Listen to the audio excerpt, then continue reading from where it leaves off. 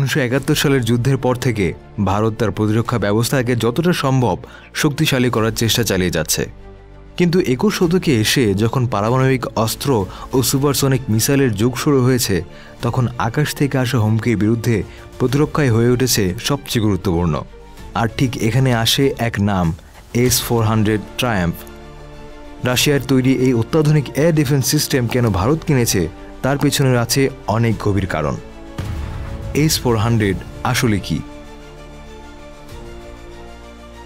S-400 Triumf হচ্ছে রাশিয়ার তৈরি একটি long range air defence system. এটি একসাথে 80টি লক্ষ্য বস্তু ট্র্যাক করতে পারে এবং 4 ধরনের মিসাইল ব্যবহার করে একাধিক টার্গেট ধ্বংস করতে পারে, সেটা হোক যুদ্ধবিমান বা ব্যালিস্টিক মিসাইল। এর পাল্লা প্রায় 400 কিলোমিটার পর্যন্ত এবং এটি আকাশপথে আসা যে কোনো হুমকিকে সেকেন্ডের মধ্যে শনাক্ত করতে পারে। ভারতের কেন S-400 দরকার?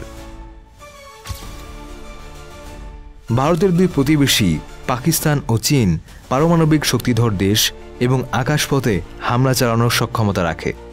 চীনের ইতিমধ্যেই রয়েছে S-400 এবং পাকিস্তান পাচ্ছে চীনের তৈরি HQ-9B মিসাইল সিস্টেম।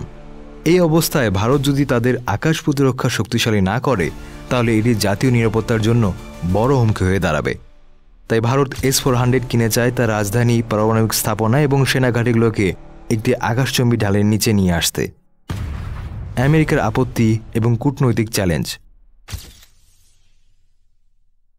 S-400 কেনার চুক্তি সই হওয়ার পরই আমেরিকা সরাসরি আপত্তি জানায়, কারণ রাশিয়ার সঙ্গে বড় অস্ত্র চুক্তি করলে মার্কিন নিষেধাজ্ঞার মুখোমুখি হতে হয়, যাকে বলে CAATS। কিন্তু ভারত এই ঝুঁকি নিয়েই চুক্তি স্বাক্ষর করে।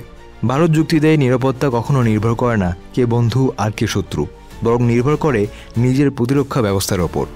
এই সিদ্ধান্ত ভারত রাশিয়ার সম্পর্ক আরও গভীর করেছে, আবার আমেরিকার মধ্যে সম্পর্ক কিছুটা চাপের মধ্যেও ফেলেছে। ভারতের মিলিটারি স্ট্র্যাটেজি, S-400 এর ভূমিকা। সাধারণত ভারতের প্রতিরক্ষা কৌশল প্রতিপক্ষকে ডিটার করা, অর্থাৎ হামলা করার আগেই ভয় দেখানো। S-400 এক্ষেত্রে আদর্শ, কারণ শত্রুপক্ষ জানে যদি তারা আকাশপথে হামলা চালায় তাহলে অনেক আগেই তাদের মিসাইল বা বিমান ধ্বংস হয়ে যাবে। বিশেষ করে চীনের সঙ্গে সীমান্ত সংঘাত ও পাকিস্তানের সঙ্গে চলমান উত্তেজনার প্রেক্ষাপটে। এজন্য S-400 ভারতের জন্য এক গেম চেঞ্জার হয়ে দাঁড়িয়েছে। বিশ্ব রাজনীতিতে ভারতের অবস্থান। ভারত এখন শুধু দক্ষিণ এশিয়ায় নয়, বরং বিশ্বের অন্যতম ভূ রাজনৈতিক শক্তি হয়ে উঠেছে। এই অবস্থানে পৌঁছাতে হলে শুধু সেনাবাহিনী শক্তিশালী করলেই হবে না, চাই আধুনিক প্রযুক্তির সাথে তাল মিলিয়ে প্রতিরক্ষা সক্ষমতা গড়ে তোলা। S-400 এর মতো আধুনিক সিস্টেম কিনে ভারত ঠিক সেটাই করেছে। S-400 শুধু একটি মিসাইল ডিফেন্স সিস্টেম নয়, এটা ভারতের জন্য একটি বার্তা, যে বার্তাটি শত্রুদের উদ্দেশ্যে, যে তারা যত বড়ই হোক না কেন ভারতের আকাশপথ আর অরক্ষিত নয়, আর ভবিষ্যতের যে কোনো যুদ্ধেই আকাশ থেকে শুরু হবে লড়াই।